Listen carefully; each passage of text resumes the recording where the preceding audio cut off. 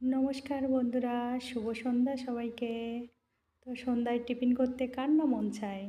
তো এই জন্যে আমি বানিয়ে নিলাম সিমাই। তো প্রথমে আমি দুধটা জাল করে নিয়েছি। এখন আমি বাদাম, কিশমিশ, এলাচ, তেজপাতা দিব। দিয়ে আরও একটু ভালোভাবে জাল করে নিব।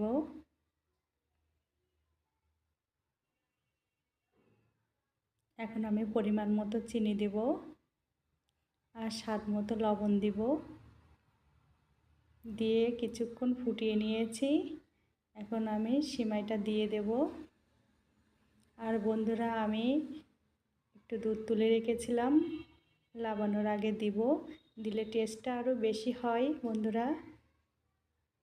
আমি এখন দুধটা দিয়ে দিলাম, দিয়ে আর একটু কিছুক্ষণ ফুটিয়ে নেব, নিয়ে নামিয়ে নেব। তো বন্ধুরা দেখো কি সুন্দর হয়েছে, খেতেও অনেক মজা আর টেস্টি। তো বন্ধুরা এভাবে সিমাই রান্না করে দেখো, খুবই মজার হয়।